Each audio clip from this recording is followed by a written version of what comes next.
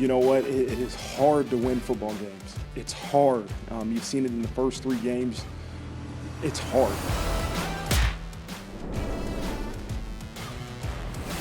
Hello, welcome to Always College Football. Today is Wednesday, September 21st. Hope you're enjoying the show wherever you're getting the show. It's on Apple Podcasts, on Spotify, or if you're here with us on the ESPN YouTube channel. We really appreciate you being with us. Please like, rate, and subscribe. It helps us out. It helps the show out. He's Mark Kubiak. I'm Greg McElroy. If you're looking at me right now and look like I got hit by a truck, it's because I feel like I did. A metaphorical truck, that is. Last few days, I have been insanely sick, trying to get through it, finally feeling well enough to be able to put this on tape this morning. So hopefully I'll be getting better and better from this time moving forward. So I apologize for not being with you guys much the last couple of days. I'm bummed that I didn't get to kind of recap what happened last weekend in the college football world. I was bummed. I watched it, had a great time watching it. Felt terrible Sunday morning. So it's just, it felt great all day Saturday, and then sure enough, Sunday came and it just wasn't meant to be. So sorry I couldn't be with you, but know that I'm going to try my very best to get through it and try very, very much to not miss any more shows moving forward. That's for sure. Nothing worse than being sick during football season. There's nothing worse than that. So we have a great show for you today. We're going to talk about what's the better job, Nebraska or Arizona State. Both jobs are open, by the way, in case you're not aware. We also look at the 10 questions that we want answered this week, like we do every single Wednesday. And we're going to take a look at another episode of Eli's Places. So without much further ado, let's talk about it. Well, as you know, Herm Edwards was relieved of his duties on Saturday night following his program's loss to start the season 1 and 2. Look, Arizona State to me is something that's really difficult to figure out. I've always wondered, why can't they win? Why don't they win? And it feels like a place with 65,000 undergraduate students in a fairly talent-rich part of the country there in Phoenix, Arizona, Tempe to be exact, and with the access and proximity that you have to California to be able to go and get players from California as well. I've just always wondered, why isn't Arizona State good? And I think they have poor management, first and foremost. I think that if you look at what's transpired in the Ray Anderson era, it hasn't been great by any stretch of the imagination. Pretty much every program there, it feels like, is pretty terrible. Basketball had its moments. Football's had its moments. Baseball, I believe, has had a moment or two. But for the most part, when you look at pretty much all the sports right now at Arizona State, not doing so well. So why is that, you think? I really don't know. I honestly don't. Because to me, there's no excuse for why this program shouldn't be good at every single sport. Arizona State's got a lot of money. They have a lot of boosters. And I think if they would make some quality hires, they could potentially win a lot of games in whatever sport it may be. But I do want to compare it to the Nebraska situation right now. Which is the better job? Is Arizona State the better job, or is Nebraska a better job? Because everything initially kind of would lead me to think that Arizona State's a slightly better job. Why? Access to talent. Simple as that. And it's purely about football, I might add. Access to talent.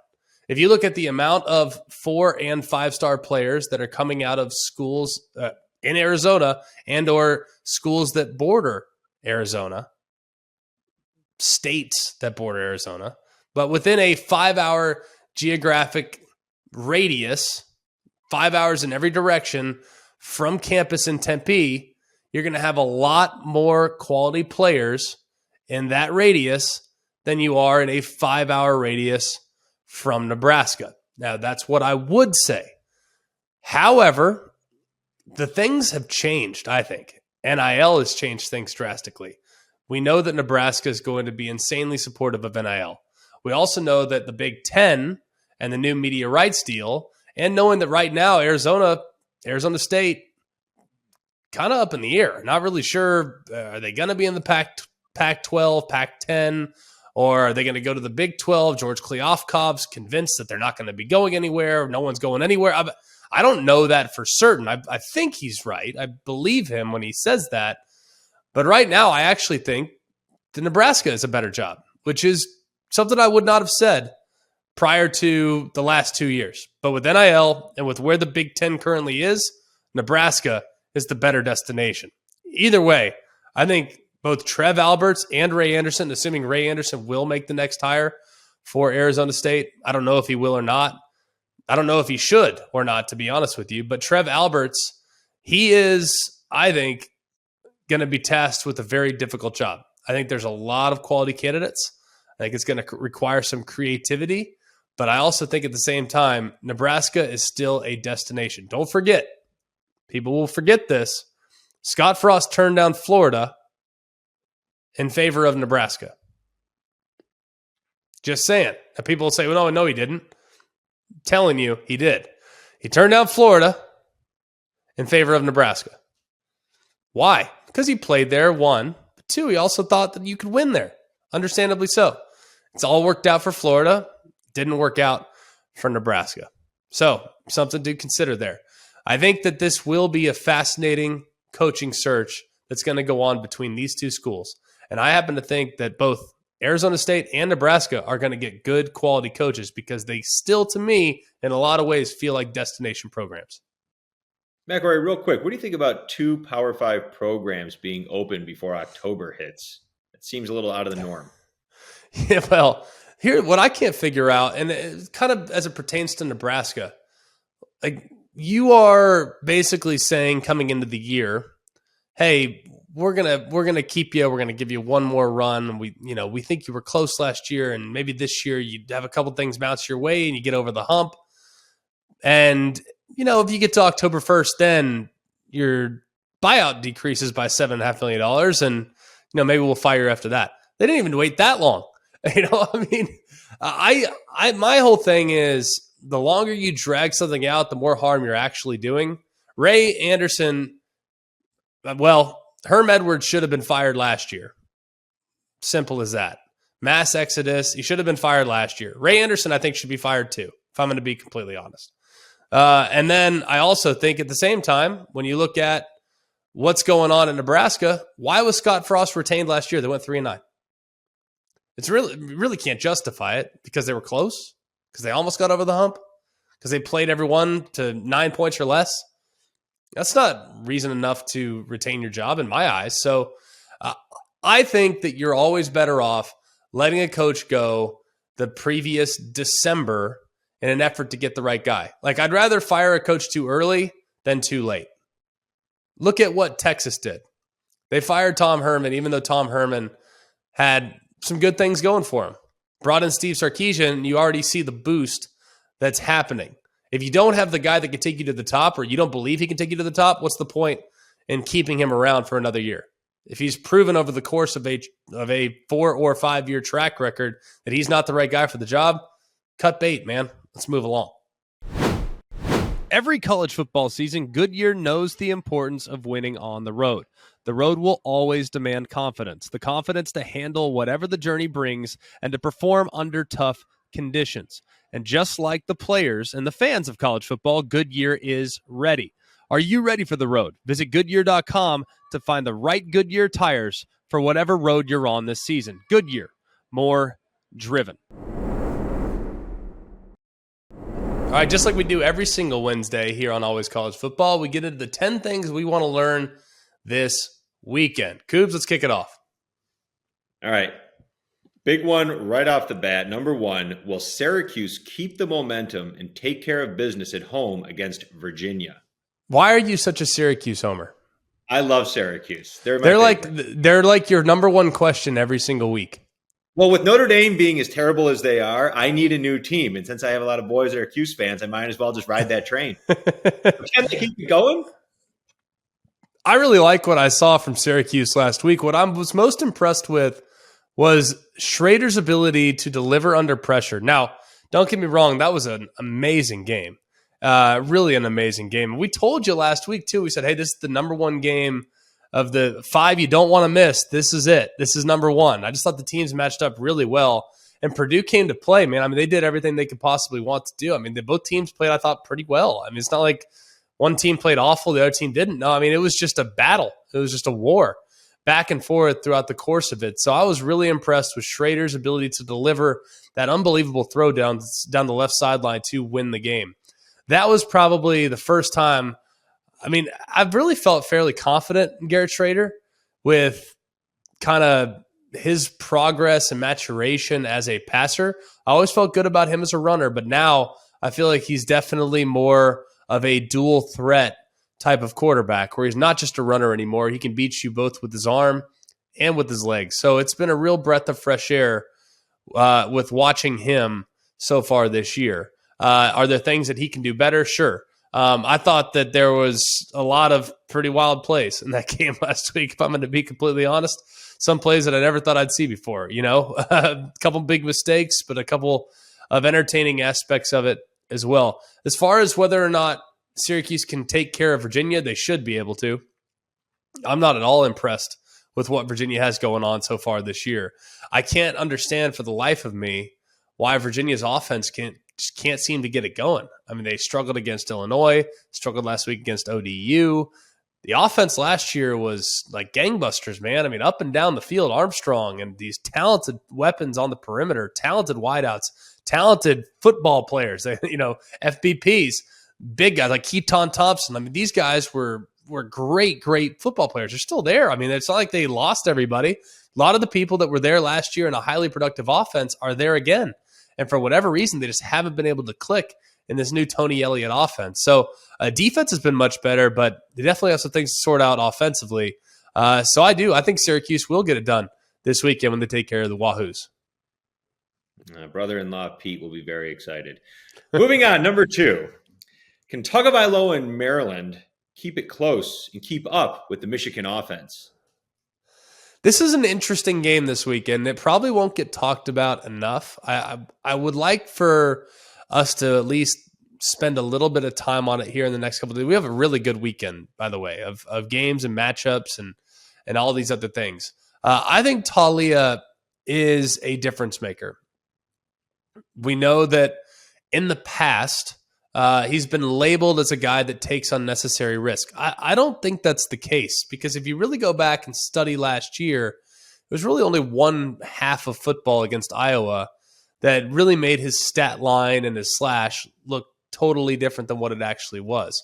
But so far this year, I think he's been smart with the football. He's been opportunistic. Now, I don't think he's played against any great defenses just yet. I mean, I'm not going to sit here and tell you that, Buffalo or Charlotte or SMU or the 85 Bears. They're not. But in each of the last 3 games, I think he's made good, solid decisions. And I think one thing that I've been very impressed with is just how he's been able to complement the run game.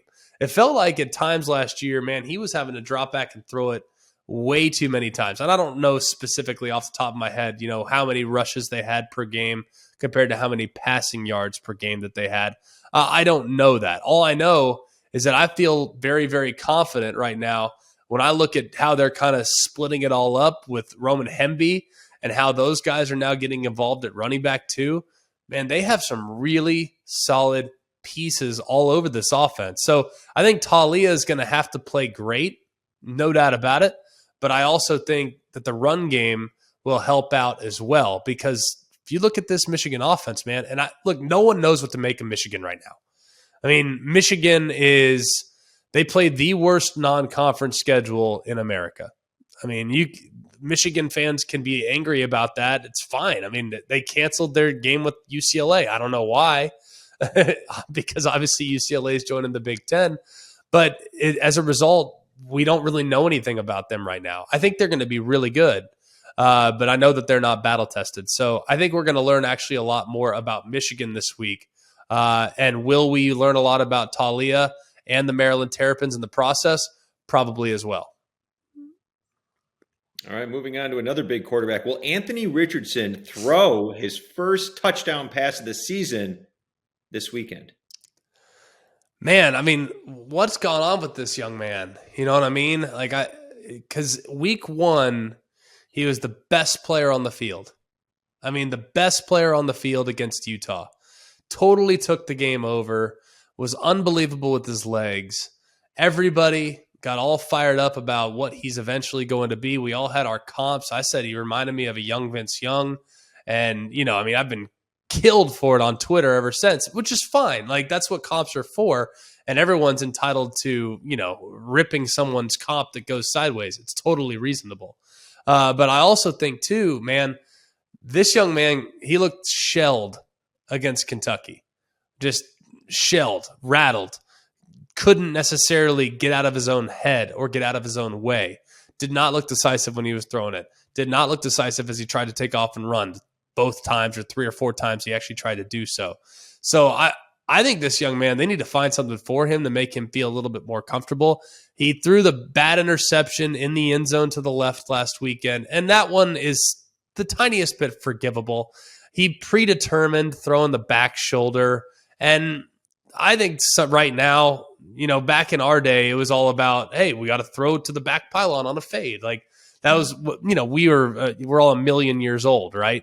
So we're all a million years old. You throw it to the back pylon, that's where you throw a fade. Now everyone in the red zone, they're just playing for the back shoulders because that's where more guys are throwing it. So has played poorly the last couple weeks. I mean, there's no denying that, and needs to get back to doing what he does well. Has not been very accurate with the football, has not made great decisions. And the craziest thing is I don't think he's run the ball real well the last couple weeks either.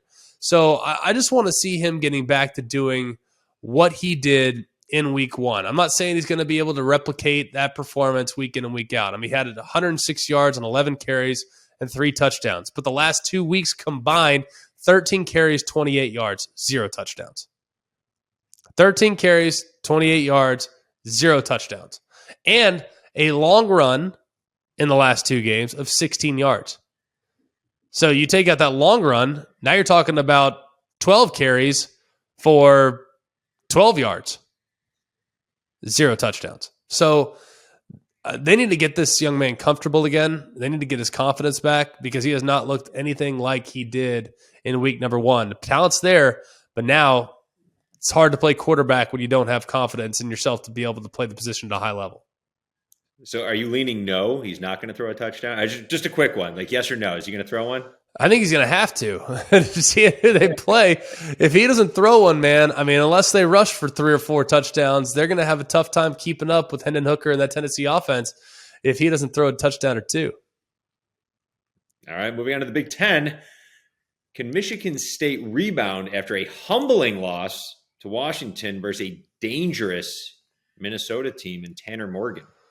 I can tell you this. This is not the team I want to face when I'm in need of a rebound. I just think Minnesota is a handful. They are really, really good. And so far this year, they've allowed 17 points and have scored, 150, 149, I believe, to be exact. Now, they did lose Ottman Bell for the season. That was a bummer. I hate that he's going to be out. That's just really a disappointing thing for that young man. He's a 6th-year player, and they say he might come back for year 7. I hope he does because he's just been a joy to watch. But Minnesota is a type of team that can travel. Now, we referenced earlier the strength of Michigan's non-conference schedule. Well, Minnesota's pretty close. They did, however, play a Power 5 team in Colorado, but they also played an FCS team and arguably the worst FBS team in all of college football. That's New Mexico State. So I'm not sure any of us really know exactly what Minnesota is at this point. I think that they're really good. I liked them a lot coming into the season. They were one of our dangerous teams. Keep an eye on this team. And that's kind of proving to be true right now. But this is the real test for them. And as far as Michigan State's concerned, we told you last week, man, that was going to be a buzzsaw. I mean, that was not, to me, an indicator of Michigan State not being good. That was an indicator of Washington being much better than what people realized, of Michael Penix, a veteran quarterback, playing extremely well, being extremely hot right now, and a rowdy environment that was going to be extremely difficult for Michigan State to go into. Remember, we told you last week that Michigan State had not won a game in the Pac-12 footprint since 1957. All right. So it had been a very, very long time, 65 years since they'd won a game in the Pac-12 footprint. That streak continues. They lost 12 in a row, 13 in a row now if you include last weekend. So that's a difficult road trip and it's a difficult matchup. So I am not going to lose a lot of sleep over it. I still think Michigan State has a chance to be really good, but this is a huge game this weekend, I think, because these are the two teams right now Michigan State in the East and Minnesota in the West that I think could definitely play the spoilers in their respective division. Minnesota might be the favorite in the West right now, but Michigan State, obviously, I don't know if they can get Ohio State. I don't know if they can get Michigan, but I don't even know if they can get Penn State. But think about that. I mean, those three teams plus Michigan State it's a brutal division this year. Michigan State needs this one. They have to start Big Ten play 1-0, and if they can, by protecting the home field, that could give them some momentum heading into the rest of their schedule. All right, number 5, and what I think is a story of college football, obviously, is App State. What can they do for an encore performance? But will they have another incredible game against James Madison this weekend? Well, what's funny to me is James Madison is kind of the 2022 version of App State 10 years ago. Like, James Madison has come into the FBS, first year in the FBS. They are currently 2-0. They're playing in the Sun Belt, by the way, in case you didn't know that. And they have flat out pounded both of their opponents this year. Now, Middle Tennessee State, that's an FBS team. They beat them 44-7. Now, Norfolk State, we're probably not going to lose a whole lot of sleep over that one. Like, it is what it is. But tell me this isn't one that James Madison's had circled for a while. You know it is, because they now get the opportunity. Hey, man, we're like, App State was us.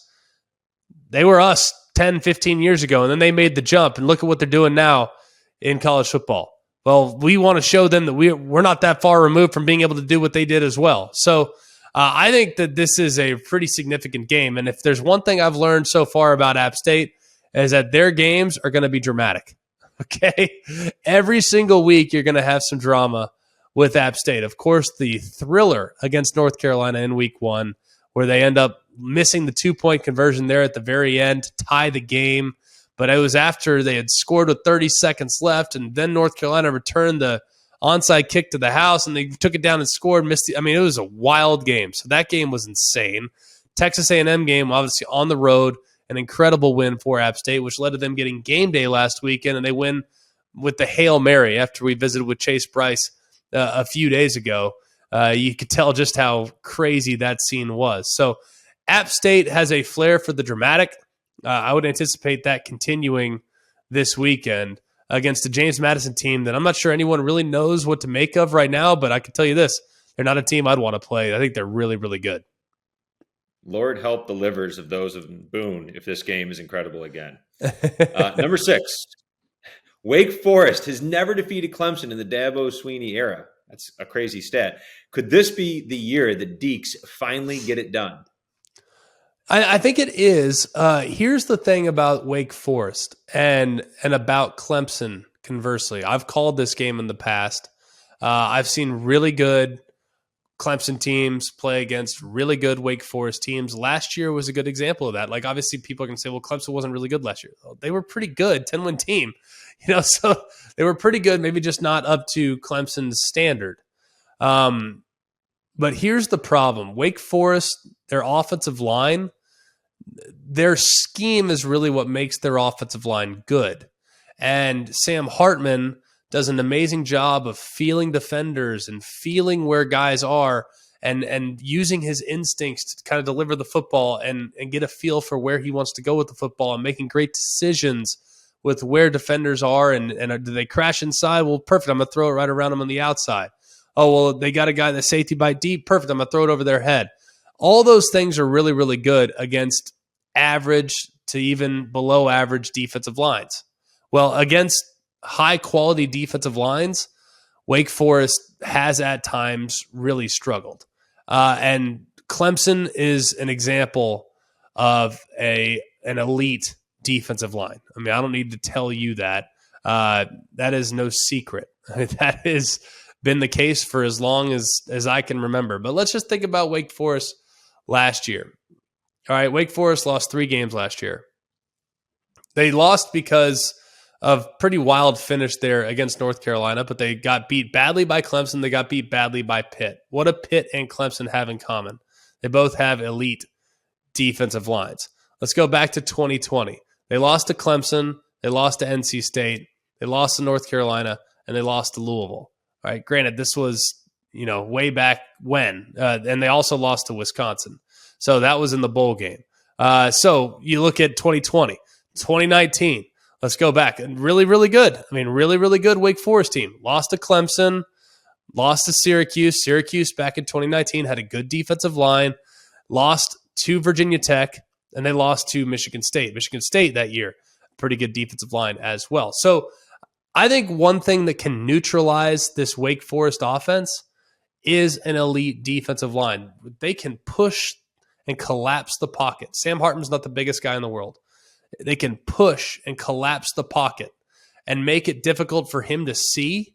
Then it really clouds the read, and it makes it a lot more difficult for him to be decisive with the football, whether he throws it or he runs it. So I think that is something that's going to be very difficult for them. And if you go back and watch the Clemson-Wake Forest game last year, it really never felt close.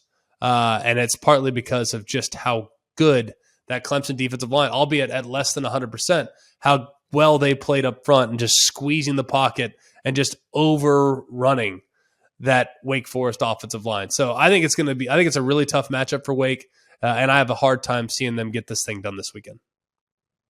All right, number 7. Will Arizona State show any fight against Utah with an interim coach on the sidelines?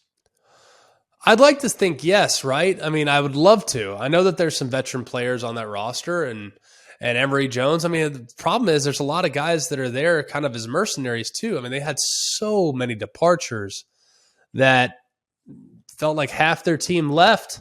And look at what some of the guys are doing at other places. I mean, Jalon Daniels is having a great run so far at LSU. Johnny Wilson at Florida State is kicking butt and taking names. I mean, they've lost some really good players the last couple of years. They have a couple running backs that I think are pretty solid, but they always seem to have some rock-solid running backs. But, man, you look at Arizona State. I mean, I think that they'll play hard. I'd have a hard time thinking that they won't play hard, but I don't know, man. I mean, I think that this is going to be a really ugly year in Tempe, but you knew that was coming. Just given all the departures, they could have held on to Herm. They could have fired Herm. They could have fired Herm in February. And I'm not sure it would have made much of a difference. This was just going to be a tough year regardless, which is why keeping him made absolutely no sense whatsoever. And I love Herm. I really do. But either way, man, I think it's going to be tough sledding the rest of the way. And Utah is going to be guns a-blazing because they're still on a little bit of a war path after how things went in week 1 against the Florida Gators. So I'd love to tell you that it's going to be close, but Coobs, I'm not convinced it will be.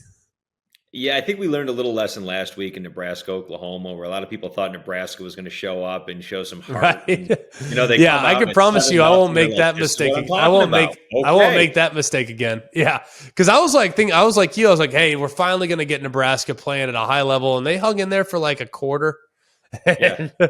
Boom. It was over really quick after that. Dead wrong. But now now we know why they were tackling in practice during the week. Well, they clearly practice that, and they still haven't got that down. Yeah, clearly improvements were not made the way that they needed to be made because it was a track meet for Oklahoma last week. They could score at will. Yeah. All right. So one of the best stories also this week, and in college football, Kansas and Duke undefeated. Will Jalon Daniels start to get the national recognition that he deserves? Why is College Game Day not in Lawrence this weekend? Like that's something you got to ask the Bear. I already did, and I already told the Bear that that's where they should go. And I texted him on Saturday as soon as the game between Houston and Kansas went final, saying that is your destination. I think he was on board. I really do.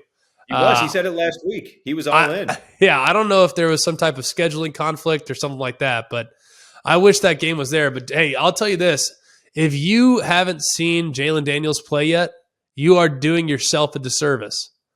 Like I don't care if you've never watched a snap of Kansas football in your life. All right, I have. All right, as the resident Kansas homer around here. Okay, like I got my helmet in the background and everything now. All right, I'm all dialed up. But if you appreciate high level quarterback play and you appreciate great athleticism at the position, you are hurting yourself if you're not spending a little bit of time each week watching Jalon Daniels and the Kansas Jayhawks offense. They are so fun to watch. I mean, so exciting. He's got such great mobility. He's got such natural athleticism. I'm telling you, it is phenomenal. Really, really good.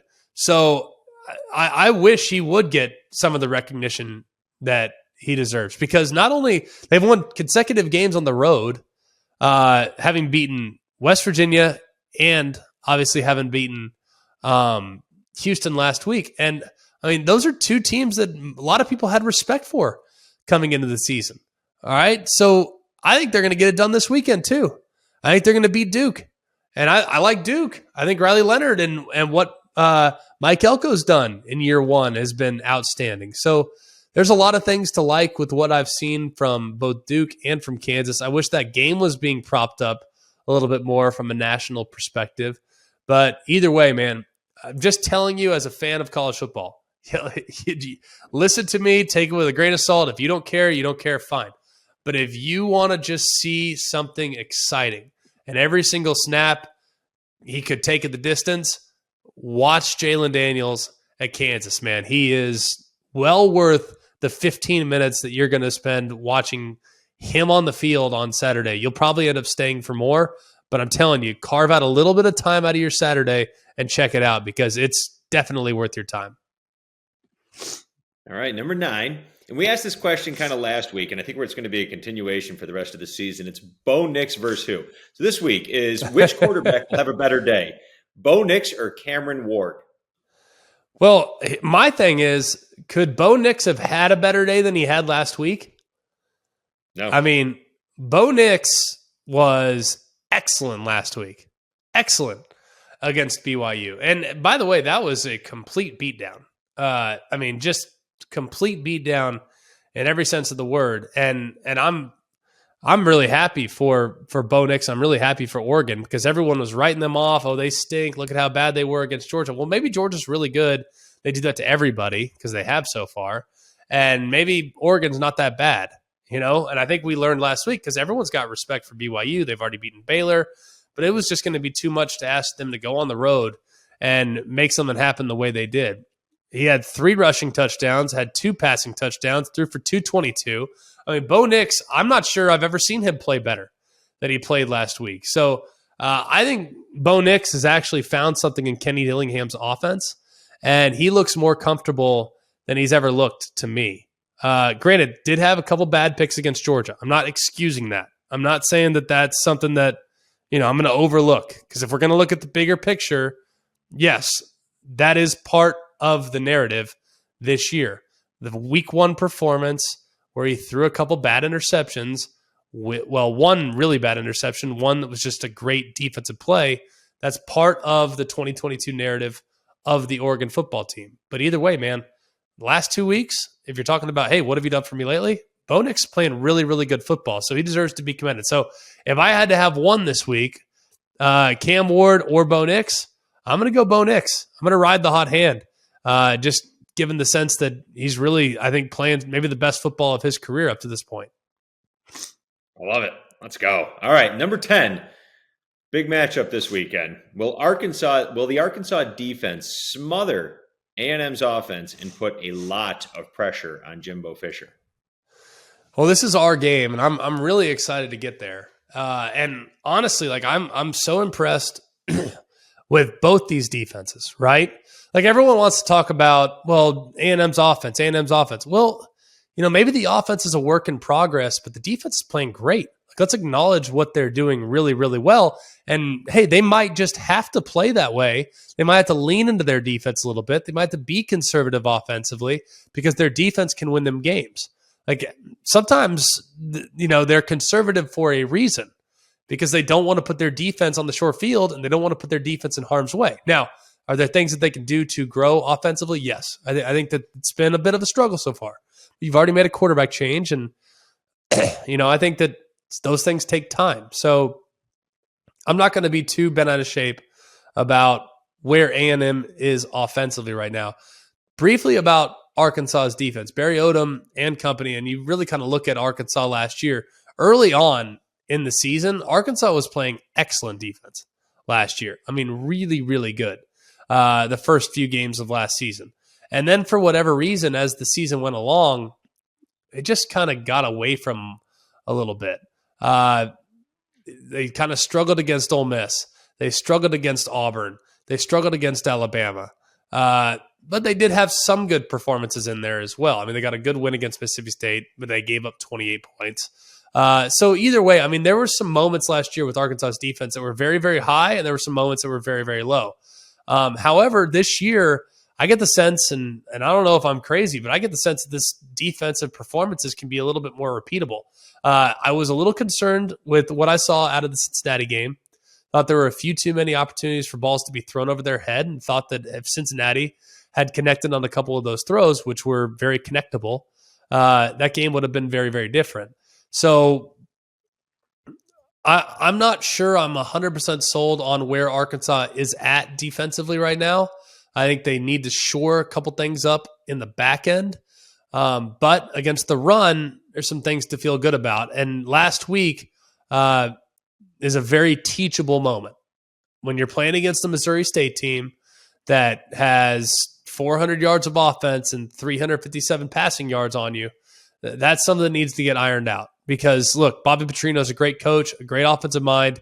The secondary concerns are going to become even greater when you're playing against even better offenses than what you're going to see against Missouri State. So I don't know if A&M is really at the position right now where they can start threatening you all over the field with stretching the field vertically and, you know, Max Johnson's just carving you up through the air one after another. I don't know if they're there just yet, but the talent's there. The talent's on that roster. So I think that if they're going to get things shored up, they better start this week. Arkansas needs to, that's for sure. Because if they don't, it's only a matter of time before some of these teams start hitting some of those downfields, and it becomes really difficult to win those games. Their offense, however, is playing great. So not too concerned about where Arkansas is at offensively. I thought the slow start last week kind of lacked maturity more so than anything else. But either way, that'll be a fascinating game this weekend. I can't wait to be there for it in Dallas, and it's, I think, definitely one of the games of the weekend. All right, another Wednesday. It means another episode of Eli's Places. We are so excited for this one, too. You've probably already seen the clip. It's all over the place. It has gone viral, and I'm talking about viral with a capital V. Let's take a look at Eli's Places featuring the great Chad Powers. How do you find your walk-ons here at Penn State? We have a tryout process, which we do twice a year, once in the fall, which happens to be today, and once in the spring. You know, Coach, to truly understand the walk-on experience, I think I need to try out. We can give it a try, but I worry you'd be a little bit of a distraction. Let me handle that.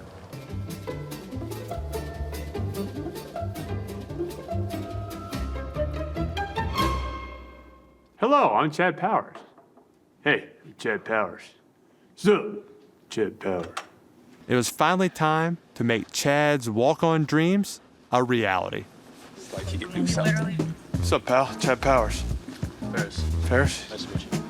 You nervous? A little bit. Yeah. Nerves are good. Nerves are good, that's right. How many receivers we got? Think they can run? Better be able to run, because I'm fast. I gotta moves. Whew. Probably 60, 65. I don't know, that was back about 7 years ago, so I don't know. Things might change, you know?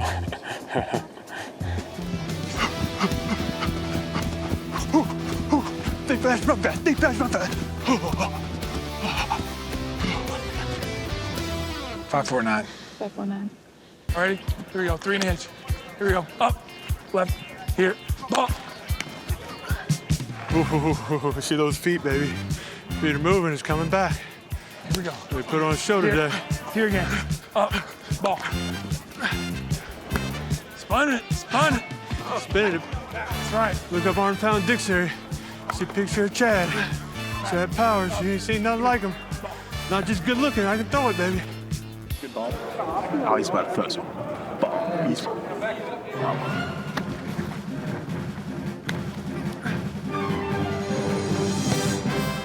Good ball, Chad! Good ball! Dotted him. Oh.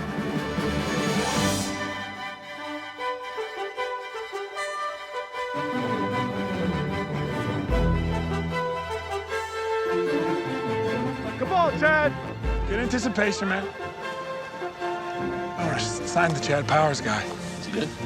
I think I see something in him. 5.49 on the 40. I feel like that's actually pretty good. I mean, how old is Eli now? Like late 30s, early 40s? 5.49 is moving.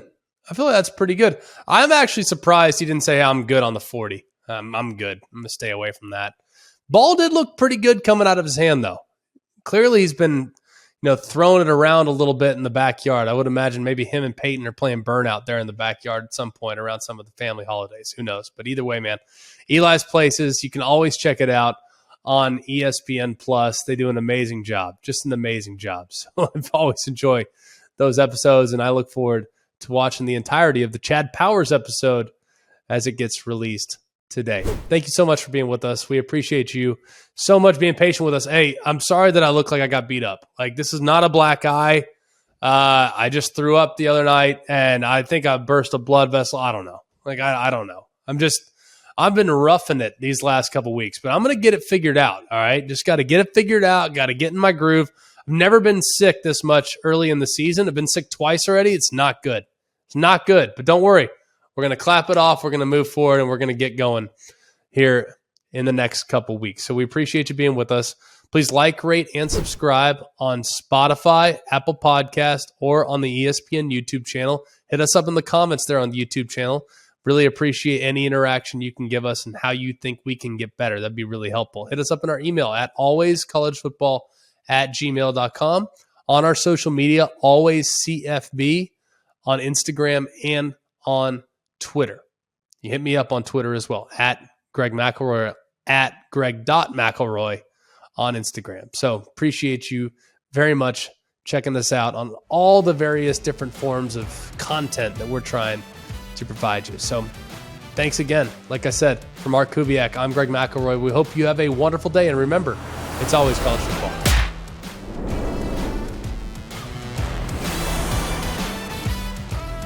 Hey guys, it's Greg McElroy. Thanks for watching Always College Football. Make sure you like, rate, and subscribe to ESPN's YouTube channel and wherever you listen to your podcasts.